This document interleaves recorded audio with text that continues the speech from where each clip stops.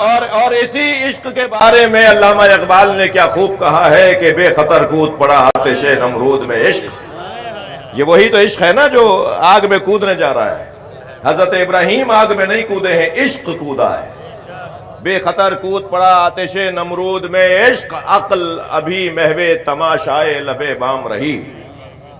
اور پھر ایک اور جگہ بات علامہ اقبال نے بڑے حسین انداز سے کی ہے، اور ماہ مبارک رمضان ہے تو میں چاہ رہا ہوں کہ سہارا لے لوں اس موسم کا. موسم عبادت ہے، موسم بہار قرآن ہے، قرآن کھلنے کا مہینہ ہے، قرآن مسکرانے کا مہینہ ہے، قرآن کی خوشی کے ایام ہیں. قرآن اس وقت شادمانی منا رہا ہے اور بہت خوشیاں منا رہا ہے، اس لیے کہ قرآن کھل چکا ہے، قرآن پر غور کیا جا رہا ہے. اور عبادتیں بھی عزیزو اگر عادت ہو جائے، عبادت اگر عادت ہو جائے تو اس کا نتیجہ نہیں نکلتا. اور اگر عبادت عشق رہے اور عبادت عبادت رہے. اللہ نے عبادتوں کو عادت بننے نہیں دیا، ورنہ ساری نمازیں 4 رکعت ہوتی، ورنہ ساری نمازیں 2 رکعت ہوتی. توجہ ہے برات کی. ورنہ ہر نماز میں اونچی آواز میں جہرن نماز پڑھنے کا حکم ہوتا. یہ کیا بات ہوئی کہ پہلی 2 رکعت جہری پڑھو اور پھر آخری 1 رکعت اور آخری 2 رکعتیں اخفائی پڑھ لو. فجر کی 2 رکعت نماز، اچھا جب بستر سے اٹھوائی دیا تھا تو 4 رکعت پڑھوا لیتا. سب سے مشکل نماز جو بستر چھوڑ کر پڑھنے کی نماز ہے جی، اس نماز کے لیے جب اٹھوائی لیا تھا تو 4 رکعت پڑھوا لیتا، زیادہ سے زیادہ پڑھوا لیتا. لیکن نہیں، سب سے کم نماز وہ ہے جو سب سے مشکل کی ادائیگی کے ساتھ. اس لیے کہ اللہ عادت بننا نہیں دینا چاہتا. اللہ نہیں چاہتا کہ عبادت کو عادت بنا لو. میں لفظ عادت اسی معنی میں استعمال کر رہا ہوں جس معنی میں عربی میں نشہ کرنے والے کو معتاد کہا جاتا ہے، وہ بھی عادت زدہ ہوتا ہے. صلوات پڑھنے ذرا محمد والے. ابرار بھائی، نشہ کرنے والے کو عرب زبان والے معتاد کہتے ہیں، عادت زدہ، جو مجبور ہے اپنی عادت سے. اللہ ہمیں عادت میں نہیں دیکھنا چاہتا. اب علامہ اقبال کے تو مثل ذرا سنیے. وہ فرماتے ہیں عقل پر اعمال کی بنیاد رکھ، عشق پر اعمال کی بنیاد رکھ. بحث عشق تھی، عشق پر اعمال کی بنیاد رکھ. عقل کو تنقید سے فرصت نہیں، عقل کو تنقید سے فرصت نہیں، عشق پر اعمال کی بنیاد رکھ. اگر ہمارے اعمال اس وقت آپ کی جو کیفیت ہے، خود میں جس جذبے کے تحت حالت روزہ میں خشک دہن کے ساتھ آپ کے سامنے حاضری دے رہا ہوں، اس میں جب تک علی سے پیار نہیں ہوگا،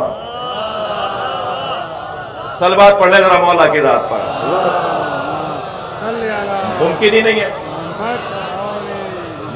نہیں ہے کہ آپ چل کر آ جائیں اپنے گھروں سے اور اس انداز سے زمین پر بیٹھ جائیں. بعض دوستوں کو، بعض شخصیات کو میں دیکھ رہا ہوں کہ انہیں اس سے غرض نہیں ہے کہ کپڑوں پہ مٹی لگے گی. جہاں جگہ مل گئی مولا کے نام پر. اور میری اور آپ کی حیثیت کیا ہے؟ یہاں تو لائن میں سلمان فارسی کھڑے ہیں، یہاں تو صف باندھے مالک اشتر کھڑے ہیں، یہاں تو صف باندھے حضرت عبداللہ شاہ غازی کھڑے ہیں. یہ جگہ عشق کی جگہ ہے اور بغیر عشق کے قافلہ آگے بڑھنے والا نہیں ہے. اور ادھر علامہ اقبال کو یاد کر رہا ہوں تو مجھے پھر یاد آ رہا ہے کہ وہ جناب زہرا کو یاد کرتے ہوئے وہ مشہور قصیدہ علامہ اقبال کا ان بچوں کے لیے دہرا دیتا ہوں. شخصیات تشریف فرما ہے، یہ مجھے ان سے دعا چاہیے. علامہ اقبال اس پورے گھرانے کو عشق کا گھرانہ قرار دیتے ہیں. یہ سارا گھرانہ عشق کا گھرانہ ہے، بلکہ مفہوم عشق اگر کسی نے روشن کیا ہے تو وہ یہ گھرانہ ہے. سیدہ کو یاد کرتے ہوئے کہتے ہیں مریم اسہ نسبت زہرا از یک نسبت عیسیٰ عزیز، مریم اسہ نسبت عیسیٰ عزیز از یک نسبت حضرت زہرا عزیز. مریم اسہ نسبت حضرت عیسیٰ عزیز از یک نسبت حضرت زہرا عزیز. اور حضرت مریم کی تو 3 نسبتیں ہیں جن کی وجہ سے صاحب عزت ہیں. اور معاف کیجئے گا، اور حضرت زہرا کے لیے فرماتے ہیں کہ حضرت زہرا تین، میں ایک سلوات کا سہارا چاہوں گا آپ سے۔ زہرا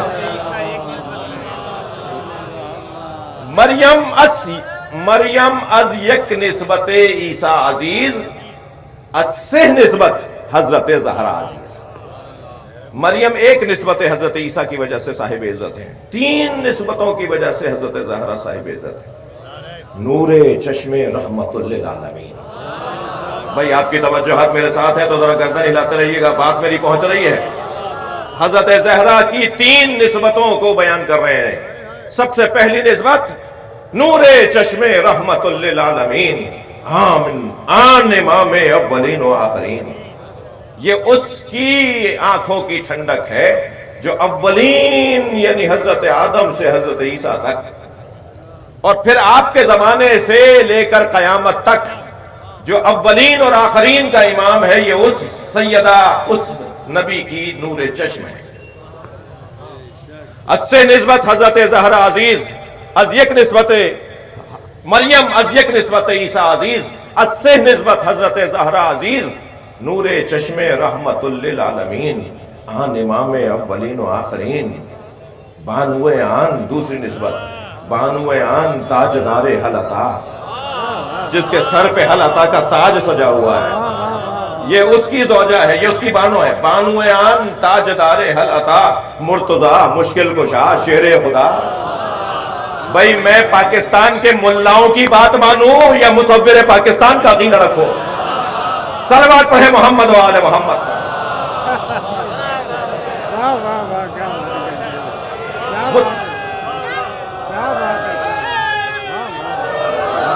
مصور پاکستان مشکل کشا شیر خدا،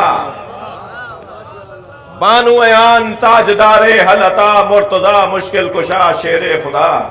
اور پھر تیسری نسبت میں فرماتے ہیں مادر آن، جس کی خاطر میں نے آپ کو یہ دو شعر سنا دیے۔ مادر آن مرکز پرکار عشق، یہ اس کی ماں ہے جو عشق کے دائرے کا مرکز ہے۔ دنیا میں کوئی عاشق نہیں ملے گا جو حسینی نہ ہو۔ تھک رہے ہیں آپ میری باتوں سے؟ دنیا میں کوئی عاشق نہیں ملے گا جو حسینی نہ ہو، اور ہو نہیں سکتا کوئی حسینی ہو اور وہ عاشق نہ ہو۔ اگر کسی کو مفہوم عشق سمجھنا ہے تو وہ آئے کربلا میں آ کر دیکھے کہ عاشق کسے کہا جاتا ہے۔ جو اپنی ذات سے ہاتھ اٹھا کر معشوق پر اپنا سب کچھ قربان کر دے، اسی کو عاشق کہا جاتا ہے۔ جی، مادریان مرکز پرکار عشق، مادریان کاروان سالار عشق۔ ہر کاروان عشق کا سالار وہ ہے جو حسین کا بچہ ہے۔ بھائی جب علامہ نے آن کہا ہے تو میں نام کیسے لوں؟ علامہ نے آن کہہ کر سارے بچوں کو یاد کیا ہے۔ سیدہ زینب کے لیے بھی کہہ رہے ہیں، یہ اشارہ ان کے لیے بھی ہے، یہ اشارہ امام حسن کے لیے بھی ہے، یہ اشارہ امام حسین کے لیے بھی ہے، اور جناب ام کلثوم کے لیے بھی اشارہ ہے۔ اور پھر دوسرے شعر میں کہتے ہیں حدیث عشق دو بابست کربلا و دمشق، یکے حسین رقم کرد دیگرے زینب۔ پھر امام حسن کو یاد کرتے ہیں کیونکہ آن میں امام حسن ہے، ماہ مبارک گزرا ہے اور گزر رہا ہے اور ولادت کی تاریخ گزری ہے۔ امام حسن کو یاد کرتے ہوئے علامہ اقبال کہتے ہیں آ یکے شمع شبستان حرم۔ صلوات پڑھ لے ذرا محمد والے۔ بھائی آپ اس سے بہتر صلوات پڑھ سکتے ہیں ماشاءاللہ۔ امام حسن کو یاد کر رہے ہیں۔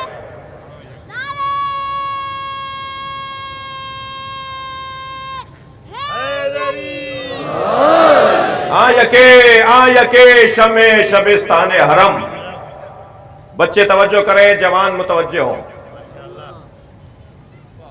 اگر یہ مائک اس وقت بند ہو جائے، مثلا انتظامات ختم ہو جائیں، تو گویا مجلس ختم ہو گئی، ایسے ہی ہے۔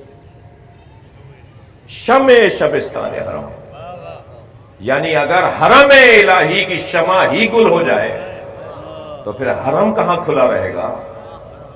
یکے امام حسن کو یاد کریں، یکے شمع شبستان حرم حافظ جمعیت خیر الامم، جس نے خیر الامت امت مصطفیٰ کو مرنے سے بچایا، محافظ امت مصطفیٰ، وہ سیدہ کا بچہ۔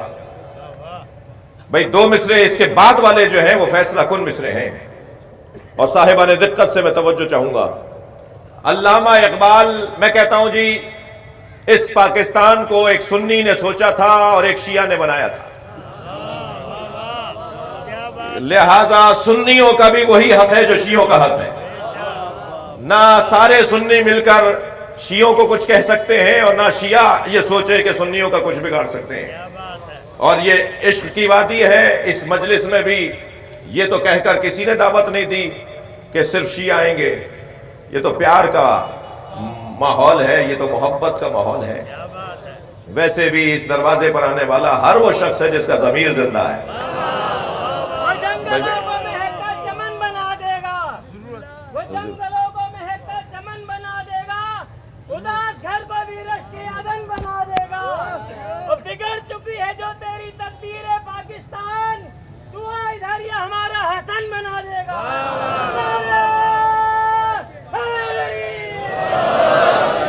یکے شمع شبستان حرم حافظ جمعیت خیر الامم۔ اب علامہ اقبال نے دو دوسرے مصروں میں، یعنی تیسرے اور چوتھے مصرے میں یہ فیصلہ بھی کر دیا کہ امام حسن کا جو کہیں معاملہ تھا، امام حسن کا جو کہیں کوئی تحریر تھی، اس کا مطلب کیا تھا۔ خبردار ذہنوں میں یہ نہ لانا کہ وہ بیعت تھی، خبردار ذہنوں میں نہ لانا کہ وہ کوئی اطاعت کا اعلان تھا۔ امام حسن نے کیا کیا تھا، دو مصروں میں سن لیجئے۔ تا نشینت آتش پیکاروں کی، پشتے پازت برسرے تاجوں لگی۔ کسی طرح جنگ کی آگ ٹھنڈی پڑ جائے، بس اور بس، کسی طرح امت مصطفیٰ مرنے سے بچ جائے، اور کوئی ہدف نہیں ہے۔ حسن مجتبیٰ نے امت کو بچانے کی خاطر تخت و تاج کو لات ماری ہے، کسی کی بیعت نہیں کی ہے۔ صلوات پڑھیں گے محمد و آل محمد۔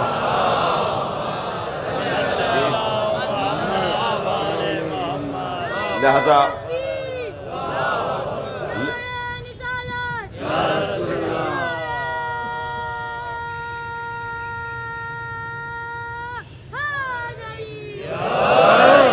بحث عشق کی وادی میں ہے، تو میں بھی عشق کی وادی سے باہر نہ جاؤں تاکہ عاشق ہو جاؤں۔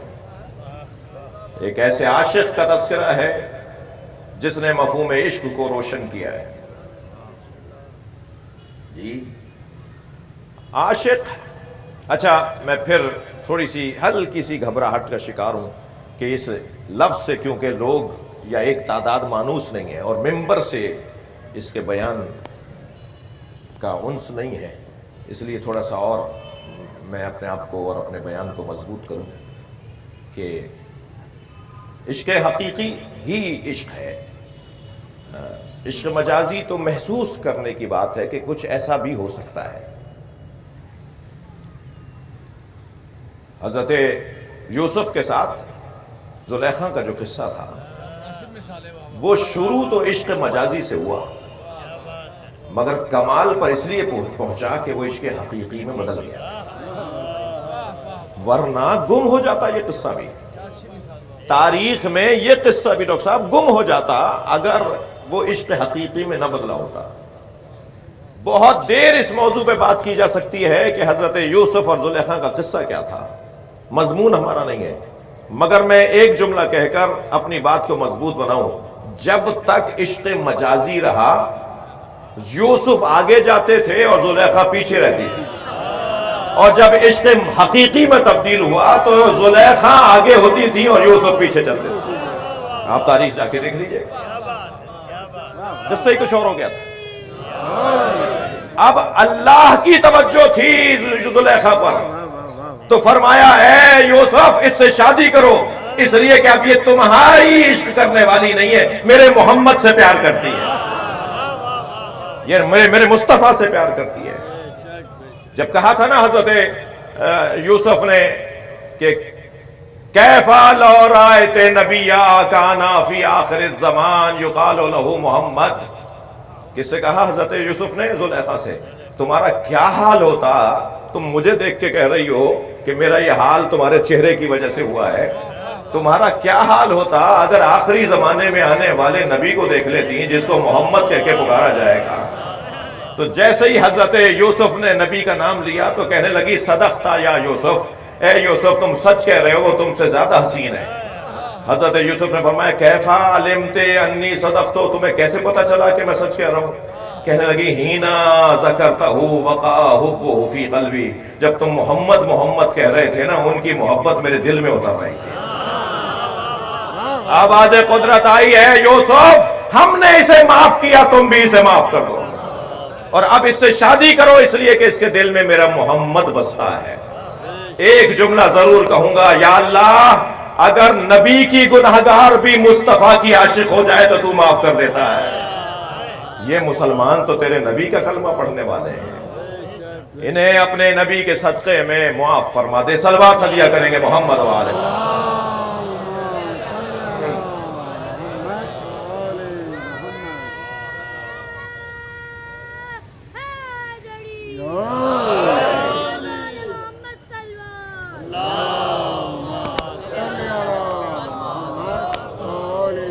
وہ جو اللہ نے اپنے حبیب سے عشق کا مظاہرہ اور اظہار فرمایا، فَلَا وَرَبِّكَ لَا يُؤْمِنُونَ حَتَّى يُحَكِّمُوكَ فِيمَا شَجَرَ بَيْنَهُمْ، تمہارے رب کی قسم وہ مومن ہی نہیں ہو سکتا جو آپ کو اپنے مشاجرات، اپنے اختلافات میں حکم نہ مانے.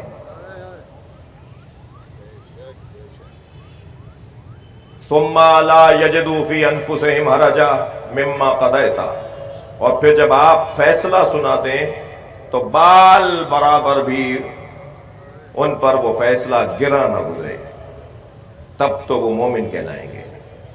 وَيُسَلِّمُ تَسْلِيمًا، اور وہ مومن نہیں ہو سکتا جب تک وہ آپ کے آگے ایسے تسلیم نہ ہو جیسے تسلیم ہونے کا حق ہے. یہ آیے کریمہ کا ظاہری ترجمہ. کل ہماری گفتگو جہاں آ کے رکی، میں آج اس بات کو ایک منزل آگے لاؤں گا. گفتگو یہ تھی کہ انسان کی دو کمزوریاں ہیں. ایک اس کی کمزوری ہے کہ یہ اختلاف کرتا ہے، اور یہ کمزوری اس لیے ہے کہ یہ برطرف ہو جاتی ہے کسی کا فیصلہ سننے کے بعد، کسی سے فیصلہ لینے کے بعد. یہ کسی کو اپنا بڑا مانتا ہے جس کی بنیاد پر اس کا اختلاف دور ہو جاتا ہے کہ اس نے فیصلہ سنا دیا. ایک اس میں کمزوری ہے کہ یہ اختلاف کرتا ہے. جتنا مجمع یہاں تشریف فرما ہے ماشاءاللہ کل سے 2 برابر زیادہ مجمع ہے، اور مسلسل آپ مولا کے ذکر میں مختلف جگہوں پر حاضر ہیں. یہ سب ضروری نہیں ہے کہ ہر بات سے اتفاق کریں، ایک دوسرے سے اختلاف کرے، یہ حسن ہے. اور یہ حسن اس وقت کامل ہو جاتا ہے کہ جب اختلاف کا فیصلہ آ جاتا ہو. توجہ، لہذا ایک کمزوری اس کی اختلاف کرنا ہے. دوسری کمزوری اس کی نسیان ہے، بھول جاتا ہے. یہ کچھ دن پہلے کی بات یاد نہیں رکھ پاتا. اس کے لیے ضرورت ہے کہ اس کو اس کمزوری سے نکالا جائے. اختلاف کی کمزوری سے بچنے کا حل حکم کا تصور ہے، کوئی فیصلہ کرنے والا ہو. لہذا قرآن نے نبی کو حکم قرار دیا ہے امت کے لیے. بات مومنین کی ہو رہی ہے، مومن ہی تو مانے گا نا. قرآن انسانوں سے متعلق بات کرتا ہے، مگر یہاں نبی کو جب حکم بنایا جا رہا ہے تو مومن کی بات ہو رہی ہے. وہ مومن تو جب ہی ہوگا نا جب آپ کے فیصلے کو مان لے گا. دوسرا عنوان ہے نسیان کا، یہ بھول جاتا ہے. بھول جانے کے لیے حل کیا ہے، اس کمزوری کو کیسے دور کیا جائے، اس کا اللہ نے حل یہ دیا، ذکر ذکر فإن الذکر تنفع المؤمنین. بار بار دہراؤ، بار بار دہرانے سے مومنین کو فائدہ ہوگا. یہ بھولنے کی کمزوری کا ازالہ ہے تذکر. قرآن کی زبان میں تذکر، یاد آوری، بار بار دہرانا. یہ جو اذانیں ہو رہی ہیں، جو دن میں کئی مرتبہ اذان ہوتی ہے، یہ وہ بھولنے کی کمزوری کا ازالہ ہے۔ یہ جو ہمیں حکم ہے کہ بار بار ذکر علی کرو، تمہاری کوئی مجلس نہ ہو، کوئی ملاقات نہ ہو جو ذکر علی سے خالی ہو۔ اس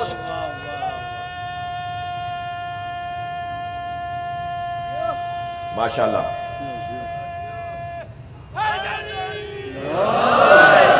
بھئی یہ بر صغیر کی اعضاء کی تہذیب کا حصہ ہے، لہذا آپ اس طرح کے اظہار پر بھی اپنی محبت کا بھی اظہار فرمایا کریں۔ ایک صلوات ہدیہ کریں محمد والے۔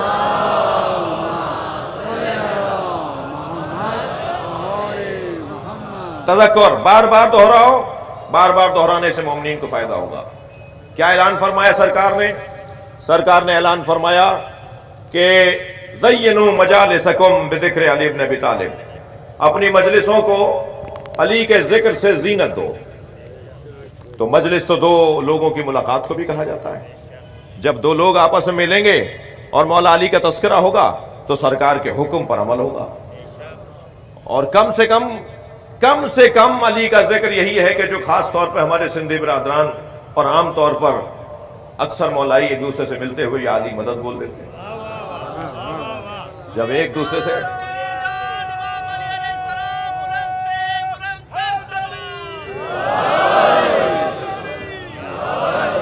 یہ جو ملاقات کے درمیان ایک دوسرے سے مولا کا تذکرہ ہے، میں نے کچھ حدیثیں آپ کے لیے ہدیہ کرنے کے لیے کچھ یادداشت کی، وہ میں آپ کو سناتا چلوں۔ سرکار ارشاد فرما رہے ہیں ان اللہ تبارک و تعالی جعل لأخی علی ابن ابی طالب فضائلہ۔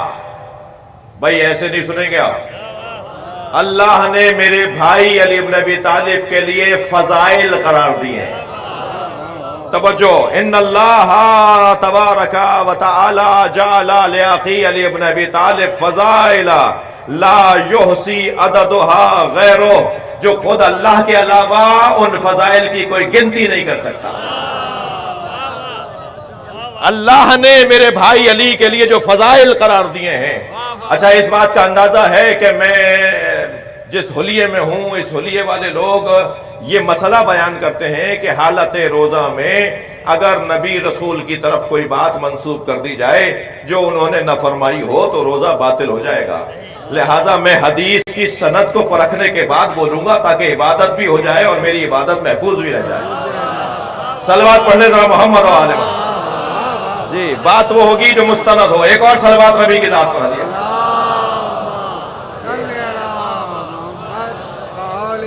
اور توجہ آپ سے چاہوں گا، مولا فرما رہے ہیں، مولا نبی فرما رہے ہیں، میرے بھائی علی بن ابی طالب کے لیے اللہ نے فضائل قرار دیے ہیں لا یحصی عددها غیرہ، جن کی تعداد خود اللہ کے علاوہ کوئی گنتی میں نہیں لا سکتا، کوئی شمار ہی نہیں کر سکتا۔ اب ذرا جملہ سنیں، میرے مولا نبی فرماتے ہیں وَمَنْ ذَكَرَ فَضِيلَةً مِّن فَضَائِلِهِ مُقِرًّا بِهَا، اگر کسی نے ایک علی کی فضیلت کو بیان کیا اس اقرار کے ساتھ، اس کے اقرار کے ساتھ، بیان اور ہے اقرار اور ہے۔ اچھا چلیں یہ سرکار کے الفاظ ہیں تو اس پہ غور کر لیتے ہیں۔ کسی چیز کا بیان کرنا اور ہے اور اس کا اقرار کرنا اور ہے۔ اقرار کا تعلق قلب و جان سے ہوتا ہے، بیان کا تعلق لسان اور زبان سے ہوتا ہے۔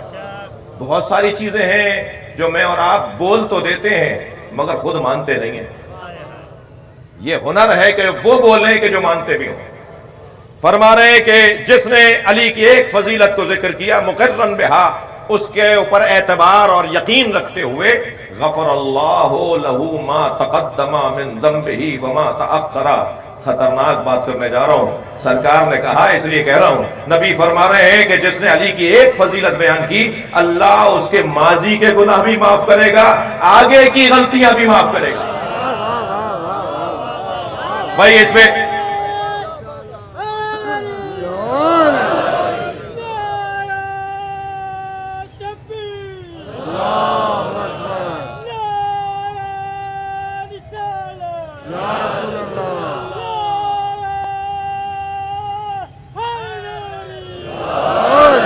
ماشاءاللہ۔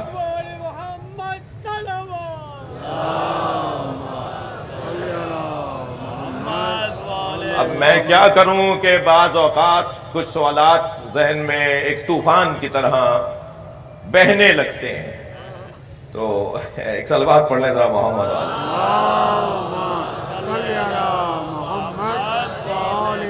بھائی. یہ کیا ہوا؟ ایک فضیلت ابھی نعرہ لگایا، ابھی ایک فضیلت بیان کی، سارے مالکزی کے گناہ معاف، سارے آگے کے گناہ معاف. جی میں بھی تو آپ ہی میں سے ہوں نا، تو جو آپ سوچ سکتے ہیں وہ میں بھی تو سوچ سکتا ہوں. تو یہ کیا مطلب ہے اس کا؟ اچھا تھوڑا سا سہارا لے لیتا ہوں. ما تقدم من ذنبہ وما تأخر، سرکار نے فرمایا نا ماضی کے گناہ بھی معاف، آگے کے گناہ بھی معاف. لیستغفرک ما تقدم من ذنبہ وما تأخر، اے میرے حبیب اللہ تمہارے ماضی کے گناہوں کو بھی معاف کرے گا. یہ قرآن پڑھا ہے میں نے. اور اللہ تمہارے مستقبل کے گناہوں کو بھی معاف کرے گا. تو ہم تو نبی مانتے ہی اسے جو گناہ نہ کرتا ہو. پھر یہ کیا کہہ رہا ہے قرآن؟ اگر نبی کے گناہوں کو معاف کرنے کی اللہ بات کر رہا ہے. اچھا تھوڑا اور میں اپنی بات کو مضبوط بناؤں. قرآن مجید میں اللہ نے سورہ مبارکہ زحا میں وَوَجَدَكَ ضَالًّا فَهَدَىٰ، اے میرے حبیب ہم نے آپ کو گمراہ پا. بھائی جو سب نے ترجمہ کیا ہے وہ تو پہلے مجھے کرنے دیں نا، تبھی تو لطف آئے گا ترجمہ بدلنے میں. سب نے جو ترجمہ کیا ہے وہ یہ ترجمہ کیا ہے وَوَجَدَكَ ضَالًّا فَهَدَىٰ، ہم نے آپ کو گمراہ پایا اور آپ کو ہدایت دے دی. تو اگر نبی کے گمراہ پانے کی آیت قرآن کے اندر مسلمان بیان کر رہا ہے، اگر مسلمان نبی کے ماضی کے گناہوں کی بات کر رہا ہے، تو پھر مسلمان سے سوال یہ ہے کہ جس امت کا نبی ہی معصوم نہ ہو کیسے سمجھیں گے؟ جس امت کا نبی ہی معصوم نہ ہو پھر اس امت سے گناہوں کی کیا توقع چھوڑنی؟ کیا کہیں کہ وہ گناہ نہیں کرے گی؟ نہیں عزیزان گرامی، ما تقدم من ذنبہ وما تأخر کا مطلب ہم نے تمہارے ماضی کے گناہ معاف کیے، ہم نے تمہارے مستقبل کے گناہ معاف کیے. گناہ نہیں ہے، ہم نے تمہاری ماضی کی تکلیفیں دور کی، ہم نے تمہارے مستقبل کی تکلیفیں دور کی. ہم نے تمہاری ماضی کی تکلیفیں ابو طالب سے دور کی اور مستقبل کی تکلیفیں مہدی دورہ سے دور کی. اب جو آگے تمہیں تکلیفیں آنے والی ہیں اب نہیں ہوں گی. یہاں عربی زبان وسیع زبان ہے. ذنب کا جہاں مطلب گناہ ہے وہاں ذنب کا مطلب تکلیف ہے. وَوَجَدَكَ ضَالًّا، ہم نے آپ کو گمراہ پایا اور ہم نے آپ کو ہدایت دی. یہ گمراہ کا ترجمہ ہی کیوں کرتے ہو؟ کہیں ذہن تو خراب نہیں ہے؟ کہیں سوچ کا فطور تو نہیں ہے؟ مسئلہ گمراہ کا نہیں ہے. مطلب گمراہ کیوں نکالا گیا؟ ہم نے آپ کو معذاللہ ہم نے آپ کو وَوَجَدَكَ ضَالًّا گمراہ پایا، ہم نے آپ کو ہدایت دے دی. ترجمہ یہ کرو جو اہل بیت کے مشرب والے کرتے ہیں. ترجمہ وہ کرو جو اہل بیت کے گھر کا پانی پینے والے کرتے ہیں. ترجمہ وہ کرو جو اس گھڑے سے پانی پی کے ترجمہ کرتے ہیں. ترجمہ میں یہ کہا جائے گا وَوَجَدَكَ ضَالًّا فَهَدَىٰ، ہم نے لوگوں کو آپ سے گمراہ پایا، ہم نے لوگوں کو آپ کو ہدایت دے دی. لوگ آپ سے گمراہ تھے. اب یہاں نبی فرما رہے ہیں جس نے میرے علی کی ایک فضیلت کو بیان کیا اس کے ساری دکھ دور، اس کی ساری پریشانیاں دور، اس کی ساری پریشانیاں دور. آگے سنیے مولا کیا فرما رہے ہیں. فرماتے ہیں اچھا ایک تو بیان، میں ابھی فضائل پڑھنے کی کوشش کر رہا ہوں، آپ فضائل سن رہے ہیں. کبھی سنا جاتا ہے، کبھی بولا جاتا ہے، ایک اور بھی تو کام کیا جاتا ہے، کبھی لکھا بھی جاتا ہے. اہل قلم بھی تو تشریف فرمائے نا، قلم سے بھی جن کا تعلق ہے. اب نبی کی حدیث سنیے. فرماتے ہیں وَمَنْ كَتَبَ فَضِيلَةً مِّن فَضَائِلِ عَلِي بْنِ أَبِي طالب، جس نے علی کی ایک فضیلت لکھی. بھئی ایسے نہیں سناؤں گا حدیث، تھوڑا سا توجہ بڑھائیے، مجھے بہت سے چہرے صاف نظر نہیں آ رہے. مولا فرما رہے من کتب فضیلتا من فضائل علی بن ابی طالب لم تزل الملائکۃ تستغفر له ما بقیا تلک الکتابہ، جب تک یہ تحریر باقی رہے گی فرشتے اس کے لیے استغفار کرتے رہیں گے.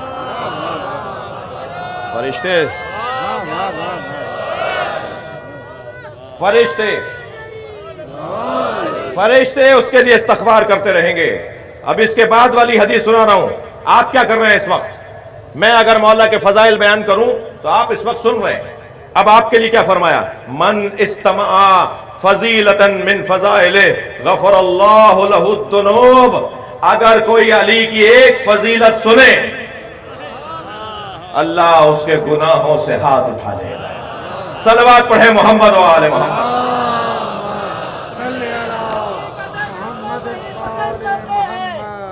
حقیقتاً حق کو وہی پسند کرتے ہیں اور وہی تو ناطقہ باطل کا بند کرتے ہیں اور انہی سے بستیاں رہتی ہیں دور زمانے میں. علی علی کے نعرے بلند کرتے ہیں.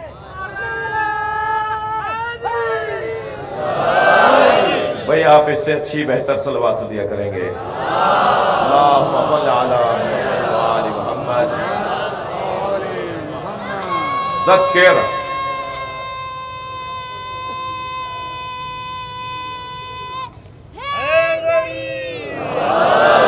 ذکر فإن الذکرى تنفع المؤمنین. بار بار دہراؤ، بار بار مولی مولا کی بات ہوگی. جناب تاج حیدر صاحب کو ایک جملہ ہدیہ کرنے جا رہا ہوں. نبی نے جب یہ فرمایا کہ اپنی مجلسوں کو علی کے ذکر سے زینت دو تو ذکر اتنا وسیع ہوگا نا کہ ہر مجلس میں علی کی بات ہو اور بات ہی ختم نہ ہو. یعنی یہ کوئی کہہ ہی نہ پائے کہ کتنی دفعہ ایک ہی بات کرو گے، ایک بات ہی نہیں ہو رہی. بھئی وہ علی جس کی ضربت ایک جیسی نہ ہو اس کی عظمت ایک جیسی کیسے ہو؟ کانت ضربات علی نبکارا. مولا علی کی تلوار کے بارے میں سن لیجئے ایک جملہ. علی مولا کے عاشق اور محب بیٹھے ہوئے ہیں. اللہ ہم محبوں کو شیعہ ہونے کی توفیق عطا فرمائے. مولا علی کے بارے میں کانت ضربات علی نبکارا. مولا علی کی ہر ضربت ابکار، بکر، نئی، تازہ. کوئی ضربت کسی ضربت سے ملتی ہوئی نہیں تھی، نئے انداز سے. اچھا آپ نے سنا ہے، میں فضائل کے باب میں آخری مراحل میں ہوں، کہ حضرت فاطمہ بنت اسد نے مولا علی کا نام حیدر رکھا. ایسا ہی ہے؟ تھوڑا سا بولیے حیدر. مولا علی کا نام ان کی والدہ گرامی رضوان اللہ تعالی علیہا انہوں نے حیدر نام رکھا. اور حضرت ابو طالب نے بچوں کو پتا ہے کیا نام رکھا مولا کا؟ ظہیر. ظہیر. جب میدان میں اترتے تھے نا تو دونوں کو یاد کرتے، سمتنی امی حیدرہ سمنی ابی ظہیرہ. میں وہ ہوں جس کی ماں نے اسے حیدر کہہ کے پکارا اور میں وہ ہوں جس کے باپ نے اسے ظہیر کہہ کے پکارا. اچھا ظہیر کسے کہتے ہیں بھائی؟ مولا علی کے ایک لقب پر ذرا غور کر رہے ہیں. ظہیر اسے کہتے ہیں جس کی پشت مضبوط ہو. ظہیر اسے کہتے ہیں جس کی پشت مضبوط ہو. ظہیر اسے کہتے ہیں جو ہمیشہ پٹکتا ہو. ظہیر اسے کہتے ہیں جو ہمیشہ چڑھ کر بیٹھتا ہو. بھائی اردو میں تقریر کر رہا ہوں تو مجھے کچھ الفاظ بولنے دیجئے. ظہیر اسے کہتے ہیں جو ہمیشہ دشمن پہ چڑھ کر بیٹھتا ہو. وہ جو ہمیشہ اپنی پشت کو بلند رکھتا ہو اسے ظہیر کہا جاتا ہے. ہوتا یہ تھا کہ حضرت ابو طالب بنی ہاشم کے بچوں کو ہفتے میں ایک دن جمع کرتے تھے اور ان کے 2 مقابلے کرواتے تھے. یہ بڑوں کے لیے بھی پیغام ہے کہ قبیلے کے بڑے کو کیا کیا کرنا پڑے گا. قبیلے کے بڑے کو اپنے قبیلے کے بچوں کے لیے کیا کیا سوچنا ہوگا. 2 مقابلے کرواتے تھے. ایک دوڑ کا مقابلہ جسے آپ ریس کہتے ہیں، دوڑ کا مقابلہ، دویدن. جی وہ تکو دو بھی اسی دویدن کے خاندان کا محاورہ ہے. اور ایک دوڑ کا مقابلہ اور ایک کشتی کا مقابلہ. اچھا جس دن دوڑ کا مقابلہ ہوتا تھا مولا علی نظر نہیں آتے تھے. بھائی توجہ دیکھنا تھا آپ کے.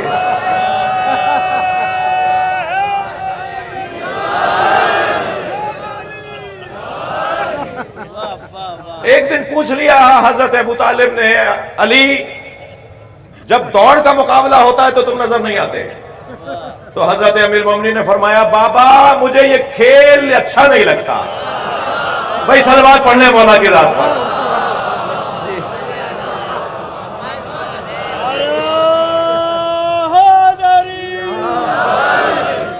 اور جس دن کشتی کا مقابلہ ہوتا تھا اس دن سب سے پہلے کھڑے ہوتے تھے. تھک رہے ہیں آپ میری باتوں سے؟ جس دن کشتی کا مقابلہ ہوتا تھا اس دن مولا علی سب سے پہلے کھڑے ہوتے. بچے آئے نہیں ہیں، علی آئے کھڑے ہیں. اور جب کشتی کے مقابلے میں ہر بچے کو پٹخ دیتے تھے اور پچھاڑ دیتے تھے تو یہ بچے طے کرتے تھے کہ اب آئندہ ہفتے جب کشتی کا مقابلہ ہوگا تو علی نے یہ داؤ اور یہ انداز اپنائے ہیں. علی کا یہ طریقہ تھا کہ کلائی کیسے موڑتا ہے، علی کا یہ طریقہ ہے کہ گردن کیسے پکڑتا ہے، علی کا یہ طریقہ ہے کہ مثال کے طور پہ زمین پہ گرانے کے لیے مثلا اپنے پیر کا استعمال کیسے کرتا ہے. باقاعدہ، میں پڑھنے کے بعد بات کر رہا ہوں، یہ کوئی تفریحی گفتگو نہیں ہو رہی. باقاعدہ بچے آپس میں مذاکرہ کرتے تھے کہ علی کا انداز کیا تھا، علی کا داؤ کا انداز کیا تھا، علی کا کشتی لڑنے کا طریقہ کیا تھا. اب ہم اس کی تیاری کر کے آئیں گے. لیکن سنیں گے عزیزوں، جب دوسری مرتبہ مقابلہ ہوتا تھا علی ان سب سے ہٹ کا طریقہ اپناتے تھے. وہ تیاری کر کے آتے تھے کسی اور چیز کی. صلوات پڑھیں ذرا محمد و آل محمد. تو ایک دن حضرت ابو طالب نے آواز لگائی، اینا ظہیرنا، کہاں ہے ہماری پشت مضبوط کرنے والا علی. اس کے بعد سے مولا فخر سے کہتے ہیں کہ میرے بابا ابو طالب مجھے ظہیر کہہ کے پکارتے ہیں. ظہیر، وہ کہ جو آج بھی غالب ہے، ضرورت ہی نہیں ہے کہیں اور غور کرنے کی، وقت ہی نہیں علی کے علاوہ کہیں سوچنے کا. کیا مصیبت آئی ہے، ذوبو فی علی کما ہوا داب فی اللہ، علی میں ایسے گم ہو جاؤ جیسے علی اللہ میں گم ہو گیا. جو جس چیز میں گم ہو جاتا ہے اسے اس کے علاوہ کچھ نظر نہیں آتا. جسے علی کے علاوہ غور کرنے کے لیے کوئی اور، علی کے علاوہ سوچیں گے کیسے جب علی کے بارے میں ابھی بات ہی مکمل نہیں ہوئی. کیا فرصت مل گئی تھی کہ علی کے تذکرے سے کوئی اور تذکرہ شروع کر دیا؟ لہذا بات صرف مولا علی کی ہو، اور وہ اس لیے بھی ہو کہ اس ذکر سے ہمیں ذاتی فائدہ بھی ہے، قومی معاشرتی فائدہ بھی ہے، دین کی تقویت کا فائدہ بھی ہے، اللہ کی مرضی کا حصول بھی ہے. ایک پہلو تو نہیں ہے مولا علی کے تذکرے کے فائدے. ہم سب مطلبی لوگ بیٹھے ہیں. بھائی مجھے اردو میں بولنے دیجئے. ہم سب کا مطلب یہ ہے کہ کسی طرح ہمارا کل ٹھیک ہو جائے. ہم سب کل کی تلاش میں ہیں. بچے، بیٹا لال، میرے پیارے، میرے بیٹا پڑھ لو، کل اچھا ہو جائے گا. ہم مجلس میں بھی اسی لیے بیٹھے ہیں کہ کل اچھا ہو جائے. ہم سب کل کی تلاش میں ہیں. آج کوئی بات مولا کے دسترخوان سے لے لیں، مولا کے دروازے سے کوئی بھیک مل جائے، ہمارا کل اچھا ہو جائے گا. اور الحمدللہ علی والوں کی تصویر بہتر تصویر ہے. تمام تر ہمارے داخلی الجھنوں کے بعد بات کر رہا ہوں. ہماری داخلی الجھنوں کا ہمیں احساس ہے، مگر اس کے باوجود اوروں کے نسبت علی والوں کی تصویر اچھی تصویر ہے. میں خود ایک ایئرپورٹ پر اترا، اسی حلیے میں رہتا ہوں، آپ کا نوکر ہوں. چند انگریز سامنے سے گزرے، کہنے لگے یہ کیا پہنا ہوا ہے، بڑا اچھا ہے، بہت اچھا لباس ہے آپ کا، بڑا اچھا حلیہ ہے. تو میں نے کہا یہ مسلمان اسکالرز پہنا کرتے ہیں، ان کا لباس ہے. تو خاتون تھی، انگریز تھی، کہنے لگی مسلمان اسکالر ہیں تو پروفٹ محمد کے گھر والوں کو مانتے ہیں یا دوستوں کو؟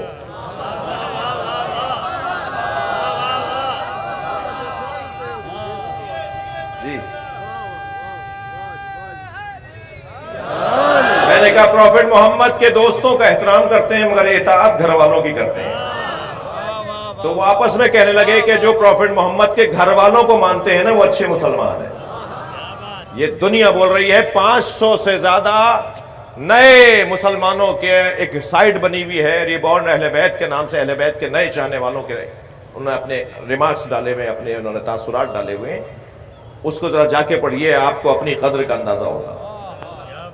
اس سائٹ پر جا کر دیکھیے کہ وہ اہل بیت کے نئے چاہنے والوں نے اپنے کیا کیا احساسات ڈالے ہوئے ہیں کہ کیوں اہل بیت کے دروازے پر آئے ہیں.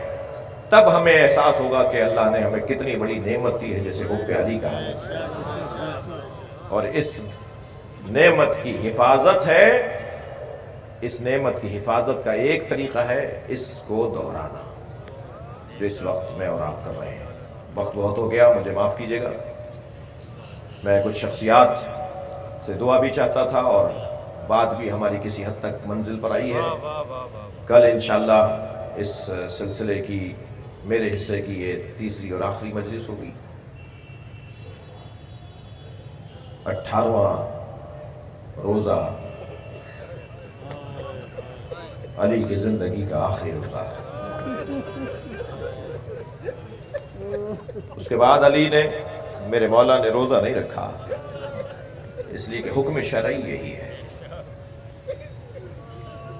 بیٹیوں سے باپ کو بہت پیار ہوتا ہے. اجرکم اللہ، آپ آمادہ ہیں. ویسے یہ جو مجالس ہوتی ہیں ان میں ہم خطیبوں کو زیادہ محنت کرنا نہیں پڑتی، بنی ہوئی مجلس ہوتی ہیں. آپ پہلے سے تیار ہیں، آپ آئے ہی اس لیے کہ مولا کے غم میں اپنی آنکھوں میں چند آنسو قطرے، کچھ اشک عزائے علی، اور یہی بخشش کا ایک ذریعہ. بیٹیوں کو باپ سے بڑی محبت ہوتی ہے. اچھا، بیٹیوں کو بھی باپ سے بڑی محبت ہوتی ہے اور باپ بھی بیٹیوں سے بہت محبت کرتے ہیں. کربلا کے میدان میں یہ منظر نظر آیا. ذوالجناح خبر شہادت پہنچانے کے لیے ڈھونڈ رہا تھا سکینہ کون سے خیمے میں ہے، اور اسی خیمے پہ جا کے کھڑا ہوا جہاں سکینہ تھی، اور ایسے پیر مارنے لگا جیسے ماتم کر رہا ہو. تو جناب سکینہ باہر آئیں اور بابا کے گھوڑے کو خالی دیکھا تو چند قدم آگے بڑھ کے کہا، یا جوادو ابی حل سخیا ابی ام قتل اچھانا، اے بابا کے باوفا گھوڑے اتنا بتا دے پانی پلا کر مارا. میرا بابا پیاسا بہت تھا. فرمایا، بیٹا حسن، آج کا روزہ میں اپنی بیٹی ام کلثوم کے گھر پہنچا. امام حسن نے خبر پہنچائی، بہن بابا تمہارے آ رہے ہیں. کتنی خوشی حضرت ام کلثوم کو ہوئی. اس کا بیان وہی بتا سکتی ہے کہ بابا میرے گھر آ رہے ہیں. آمادگی ہو رہی ہے، بابا آ رہے ہیں، آمادگی کی جا رہی ہے، تیاری ہو رہی ہے. کیا تیاری ہو رہی ہے؟ دسترخوان پر جناب ام کلثوم نے افطار کے لیے 3 چیزیں رکھ دی. ایک کاسے میں دودھ، ایک ظرف میں نمک، ایک علی کی پسندیدہ روٹی، جو کی روٹی، وہ خشک روٹی جس پہ روغن لگانے نہیں دیتے تھے بچوں کو. قربان جائے علی مولا کے حیات طیبہ کے ان پہلوؤں پر. اس رومال کو کھول رہے تھے جس میں جو کی سوکھی روٹی تھی تو 3 گرہیں لگی ہوئی تھی. جو قریب بیٹھا ایک فقیر اپنی روٹی کھا رہا تھا، کیونکہ ساتھ بٹھاتے تھے انہیں، فقیروں کو ساتھ بٹھاتے تھے. اگر فقیر کوئی اپنی روٹی دیتا تھا نا تو فرماتے تھے الصدقۃ علینا حرام، میں اپنی روٹی کھاؤں گا مگر تمہارے ساتھ بیٹھ کے کھاؤں گا. جی. اور پھر جب وہ گرہیں کھولنے لگے تو ایک فقیر نے کہا، مولا اس میں تو سوکھی روٹی ہے، اتنی زیادہ گرہیں کیوں لگائی ہیں؟ فرمایا، میں زیادہ گرہیں اس لیے لگاتا ہوں، گرہیں اس لیے لگاتا ہوں کہ حسنین ان میں روغن لگا دیتے ہیں. میں نہیں چاہتا، میں سوکھی روٹی کھانا چاہتا ہوں. تو جناب ام کلثوم نے ایک ظرف میں دودھ رکھ دیا، نمک رکھ دیا، ایک جو کی روٹی رکھ دی. تو اپنی بیٹی کو دیکھ کے فرمایا، تم نے بابا کو بھلا دیا؟ تمہارے بابا کے دسترخوان پہ اتنی چیزیں کبھی ہوئی ہیں؟ اللہ اکبر. تو جناب ام کلثوم نے چاہا کہ نمک اٹھا لے، دودھ اٹھا لے. فرمایا، دودھ اٹھاؤ، اس لیے کہ کوفے میں بہت بچے ہیں جنہیں پینے کو دودھ نہیں ہے. سوکھی روٹی اور نمک سے مولا علی نے افطار کیا. ساری رات، ہر رات کی طرح ساری رات علی مصلی عبادت پر ہیں. مگر عزادارو، ہر کچھ دیر کے بعد، آپ کی آوازیں بلند ہیں، اللہ آپ کو اجر عطا فرمائے، ہر کچھ دیر کے بعد حجرے سے باہر آتے ہیں، آسمان کی طرف دیکھتے ہیں جیسے کسی ستارے کو تلاش کر رہے ہوں، اور دیکھتے ہوئے کہتے ہیں ہذہ اللیلۃ التی قد وعدت، یہ وہی تو رات ہے جس کا مجھ سے وعدہ کیا گیا ہے. جناب ام کلثوم نے سنا تو بی بی کی گھبراہٹ بڑھنے لگی. بی بی سوچنے لگی کہ بابا یہ کون سی رات کا تذکرہ کر رہے ہیں. لیکن اس وقت جناب ام کلثوم نے رہا نہیں گیا جب جناب امیر المومنین نے جملہ کہا نا، انا للہ وَإِنَّا إِلَيْهِ رَاجِعُونَ. آگے بڑھ کر کہا بابا یہ کیسے کلمات آپ ادا کر رہے ہیں؟ فرمایا بیٹا یہ میری زندگی کی وہ رات ہے جس کا میں نے بہت مدت سے انتظار کیا ہے. تمہارے نانا نے مجھے کہا تھا علی ایسی ایک رات آئے گی جس کے اختتام پر نماز کی حالت میں تمہارے سر پہ ضربت ماری جائے گی. تو جناب ام کلثوم نے فرمایا بابا پھر بھائی حسن سے کہیے آج صبح کی نماز بھائی پڑھا دیں. تو تعجب سے فرمایا تم بابا کو روک رہی ہو؟ جس کا انتظار تمہارے بابا کو تھا اسی چیز سے روک رہی ہو؟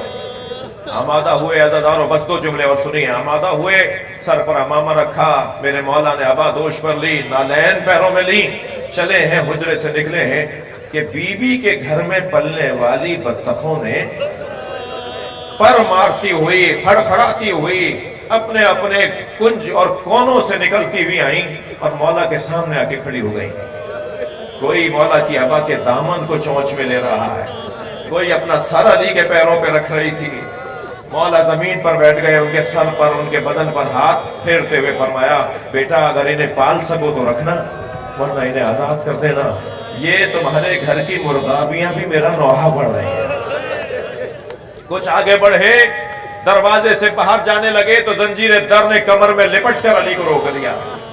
زنجیر چھڑانے لگے تو یہ کہتے ہوئے چھڑائی اے بیٹا تمہارے تو در و دیوار مجھ پہ نوحہ بڑھ رہے ہیں. پہنچے ہیں عزاداروں مسجد کوفہ میں. ابن ملجم اوندھا لیٹا ہوا ہے. مولا نے آواز دے کر کہا اٹھ نماز پڑھا، اٹھ نماز پڑھا. اب محراب عبادت میں پہنچے ہیں. علی کی نماز جماعت کی پہلی رکعت کا پہلا سجدہ مکمل ہوا. دوسرے سجدے میں میرے مولا نے اپنا سر رکھا. تاریخ کا وہ ظلم ہوا جس کے پاس آج تک جواب نہیں ہے. تاریخ میں وہ ظلم ہوا، وہ تلوار فضا میں بلند ہوئی جو 1000 درہم میں خریدی گئی تھی، جسے 1000 درہم کے زہر میں بجھایا گیا تھا. فرق اقدس حیدر کرار پہ تلوار آئی، دو آوازیں فضا میں گونجنے لگیں. ایک آواز تھی جو جبریل امی کی تھی، الا قد تحطمت ارکان الہدا، الا قد قتل امیر المومنین. ارکان ہدایت کو گرا دیا گیا، علی کو مار دیا.